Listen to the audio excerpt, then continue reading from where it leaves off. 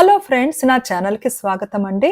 నేను ఈరోజు మీకు చందమామ కథల్లో 1969 జూలై మాసంలో వచ్చిన బేతాళ కథ రహస్యం అనే కథ చదివి వినిపిస్తున్నానండి. విసుగు చెందని విక్రమార్కుడు చెట్టు వద్దకు తిరిగి వెళ్లి చెట్టుపై నుంచి శవాన్ని దించి భుజాన వేసుకుని ఎప్పటిలాగే మౌనంగా శ్మశానం కేసి నడవసాగాడు.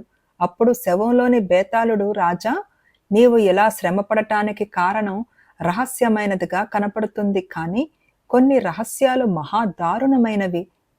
ఆ సంగతి నిరూపించే ఒక చిత్రమైన కథ చెబుతాను, శ్రమ తెలియకుండా విను అంటూ ఇలా చెప్పసాగాడు.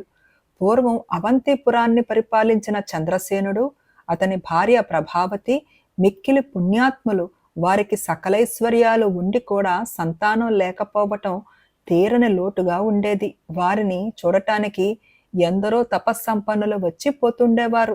రాజు తన చింతను వారితో చెబుతుండేవాడు, కానీ ఎవరూ వారికి సహాయం చెయ్యలేదు. ఇలా ఉండగా వారి వద్దకు ఒక ముని వచ్చాడు. భార్యాభర్తలిద్దరూ ఆయనకు అతిథి సత్కారాలు చేశారు. వారిని చూసి ముని తనంతట తానే, మీరిద్దరూ సంతానం కోసం తహతహలాడుతున్నారు.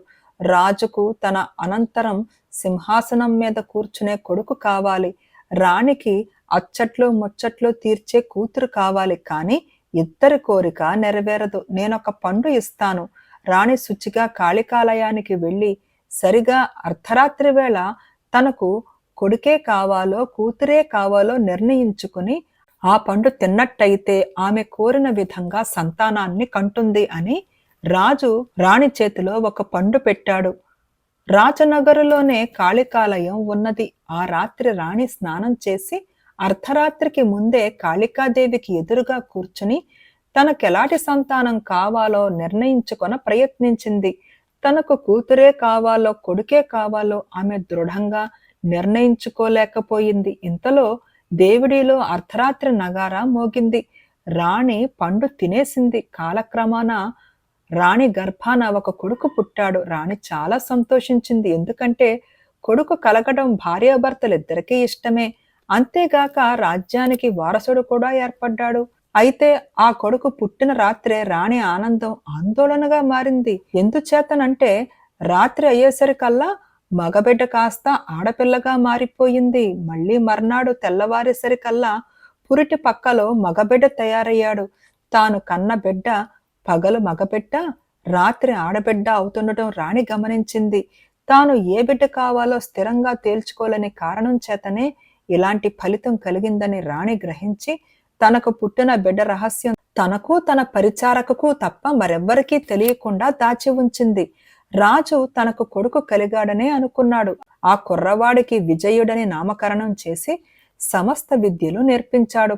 పగలు విజయుడుగాను రాత్రి విజయగాను ఉంటూ రాజు కొడుకు యుక్త వయస్కుడయ్యాడు. అతని జన్మరహస్యం బయట పడనే లేదు. ఇలా ఉండగా ఒకనాడు కొందరు చెంచులు వచ్చి, మహాప్రభు, మేముండే అరణ్యాలలో పెద్ద పులి ఒకటి వచ్చింది, కావాలంటే తమరు వచ్చి వేటాడవచ్చు అని చెప్పారు. మన యువరాజును మీ వెంట పంపిస్తాను. వాడు విలువిద్యలోనూ ఖడ్గ విద్యలోనూ ఎంతో నిపుణుడై ఉండి కూడా ఇంతవరకు అరణ్యానికి వేటకు పోలేదు అన్నాడు రాజు. విజయుడు తన అస్త్రాలన్నీ తీసుకుని రథమెక్కి చెంచులు వెంట బయలుదేరాడు. రోజల్లా అందరూ కలిసి వేటాడారు.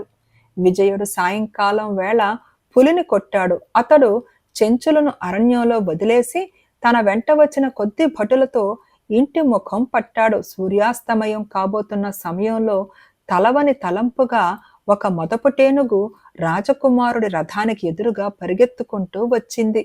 విజయుడి పరివారం చెదిరి పారిపోయారు. ఏనుగు విజయుణ్ణి తన తొండంతో ఎత్తి అరణ్యానికి అడ్డం పడి పరిగెత్తసాగింది. దాని తొండంలో చిక్కిన విజయుడు ఏమి చెయ్యటానికి అసహాయుడైపోయి కేకలు పెట్టసాగాడు.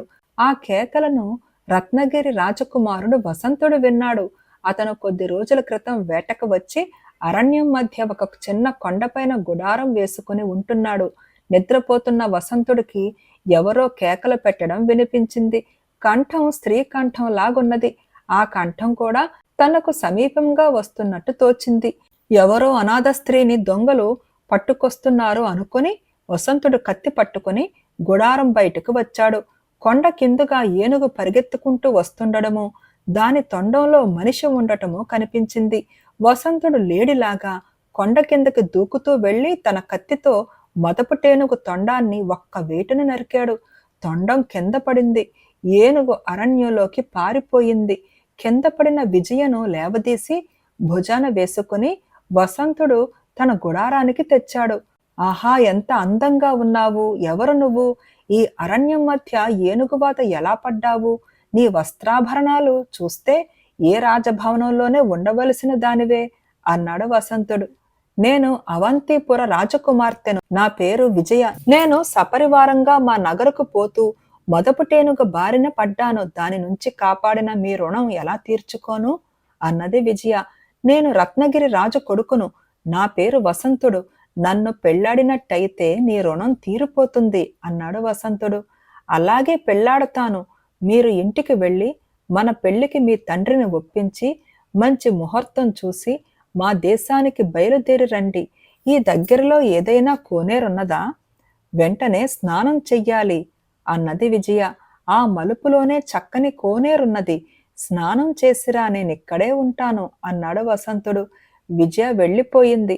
ఆమె అందాన్ని మాటిమాటికి తలుచుకుంటూ ఆమె తనను పెళ్లాడటానికి ఒప్పుకుందని మురిసిపోతూ వసంతుడు ఆమె కోసం చాలాసేపు చూస్తూ ఉండిపోయాడు. తూర్పున అరుణోదయం అయినా కూడా ఆమె తిరిగి రాలేదు. వసంతుడు ఆందోళన పడి కోనేటి వైపు వెళ్ళి దాని ఒడ్డున స్నానం చేసి ఒళ్ళు తుడుచుకుంటున్న విజయుణ్ణి చూశాడు. ఎవరు నువ్వు? ఇక్కడికి స్నానం చేయవచ్చిన రాజకుమార్తె ఏమయ్యింది అని అతడు విజయుణ్ణి అడిగాడు. నువ్వు మాట్లాడేది మా చెల్లెలు విజయ గురించి అయి ఉండాలి. ఆమె ఇంతకు ముందే మా పరివారంతో వెళ్ళిపోయింది. నేనామె అన్నను. ఇద్దరము కవల పిల్లలం అన్నాడు విజయుడు. విజయుడు వసంతుడితో కాసేపు మాట్లాడి తన దుస్తులు ధరించి వసంతుడి దగ్గర సెలవు పుచ్చుకుని కొండ దిగి వచ్చేశాడు. అతను కొద్ది దూరం నడిచేసరికల్లా అతని పరివారం అతనికి ఎదురుగా వచ్చారు. మరి కనిపించడు అనుకున్న రాకుమారుడు తిరిగి కనిపించేసరికి వారి ఆనందానికి మేరలేదు. వాళ్ళు తిరిగి వచ్చే సమయంలో విజయుడికి ఒక స్త్రీ ఆర్తనాదం వినిపించింది. విజయుడు తన రథాన్ని అటుకేసి పరిగెత్తించి అరణ్యంలో ఒక యువతిని బలాత్కరించే ఒక పురుషుణ్ణి చూసి ముందు వెనక చూడకుండా ఒక్క వేటుతో ఆ పురుషుడు తల నరికేశాడు. భయకంపితురాలైన ఆ యువతి విజయుడి చేతుల్లో మూర్ఛబోయింది. ఇంతలోనే కొందరు భటులు పరిగెత్తుకుంటూ వచ్చి, మా రాజకుమార్తెకేం జరిగింది? మా సేనాధిపతిని చంపినదెవరు అని అడిగారు. తన చేతులలో మూర్ఛబోయిన యువతి రత్నగిరి రాజకుమార్తె అని, ఆమె తన అన్న అయిన వసంతుణ్ణి కలుసుకుని వేటలో కొంతకాలం గడపడానికి తమ సేనాపతి వెంట బయలుదేరిందని, దారిలో ఆమెకు దాహమైతే తామంతా నీరు కోసం వెతుకుతూ 4 వైపులా వెళ్ళామని భటులు చెప్పారు. మీ సేనాపతి ఈమెను బలాత్కరించబోతుండగా నేను వచ్చి కాపాడాను అని విజయుడు చెప్పాడు. భటులు తెచ్చిన నీటితో వసంతుడి చెల్లెలు లవంగికి స్పృహ వచ్చింది. ఆమె కళ్ళు తెరిచి విజయుణ్ణి చూసి, మీరెవరు? ఆ దుర్మార్గుడు ఏమయ్యాడు అని అడిగింది. వాడు చచ్చాడు, నువ్వు భయపడన అవసరం లేదు అంటూ విజయుడు లవంగిని తన రొమ్ము మీద నుంచి లేవదీసి మెల్లగా కూర్చోబెట్టాడు. లవంగి సేనాపతి శవం కేసి చూసి, మీరు వచ్చి కాపాడకపోతే నా గతి ఏమైపోయుండును? మీ రుణం ఎలా తీర్చుకోగలను అన్నది. నేను అవంతిపుర రాజకుమారుణ్ణి. నా పేరు విజయుడు. నన్ను పెళ్లాడావంటే నీ రుణం తీరిపోతుంది అన్నాడు విజయుడు. లవంగి సిగ్గుతో తల వంచుకుని, తప్పక పెళ్లాడతాను, అది నాకు వరం అనుకుంటాను అన్నది. అలా అయితే నువ్వు మీ ఇంటికి వెళ్ళి మీ నాన్నగారి అనుమతి పొంది మన పెళ్లికి ముహూర్తం పెట్టించి మా దేశానికి బయలుదేరిరా అని విజయుడు ఆమె వద్ద సెలవు పుచ్చుకుని అవంతిపురానికి తిరిగి వచ్చాడు. అతను ఇంటికి తిరిగి వచ్చి తన తల్లిదండ్రులతో జరిగిన సంగతులేవీ చెప్పలేదు. 1 నెల గడిచాక రత్నగిరి రాజు అవంతి రాజుకు లగ్న పత్రిక పంపాడు. అందులో రత్నపురి రాజకూతురు తన కొడుకును, ఆమె అన్న తన కుమార్తెను పెళ్లాడేటట్టు వారంతా మర్నాడే తరలి అవంతిపురానికి వస్తున్నట్టు ఉన్నది. రాజు కంగారుపడి తన భార్యతో, రత్నగిరి రాజు కూతుర్ని మన విజయుడు చేసుకోవటం సంతోషంగానే ఉన్నది, కానీ వారి కుమారుడికి ఇవ్వటానికి మనకి కుమార్తె లేదు కదా, ఇలాంటి పొరపాటు ఎలాగు జరిగి ఉంటుంది అన్నాడు. పొరపాటుకు కారణం ఎలా ఏర్పడి ఉంటుందో రాణి ఊహించినా జరిగినదేమిటో విజయుణ్ణి అడిగి తెలుసుకున్న దాకా ఆమెకు తెలియదు. ఇంతకాలంగా దాచిన రహస్యం ఇప్పుడు ఆమె రాజుకు చెప్పేసింది. ఎంత తలవంపులు! ఈ అవమానం నుంచి బయటపడే మార్గమేమిటి? పగలు మగవాడు, రాత్రి ఆడది అయ్యే మనవాడు ఎవరిని చేసుకోవటానికి పనికిరాడే అని రాజు వాపోయాడు. ఇదంతా తన అవివేకం వల్లనే జరిగిందని విజయుడు గ్రహించాడు. తన తండ్రి పరువు నిలబడాలంటే తాను బలి కావడం తప్ప మార్గాంతరం లేదు. అందుచేత అతను కాళికాలయానికి వెళ్ళి, మాత, నన్ను మా తల్లిదండ్రులకిచ్చి వారికి దుఃఖమే తెచ్చిపెట్టావు. నా జన్మ అన్ని విధాలా నిరర్థకమే అయ్యింది. నన్ను నువ్వే పుచ్చుకో అని కత్తితో తన తల నరుక్కుని పడిపోయాడు. అదే సమయంలో రత్నగిరి రాజు కొడుకు, కూతురు అవంతిపురం చేరుకున్నారు. వాళ్ళకి విజయుణ్ణి గురించి నిజం తెలిసిపోయింది.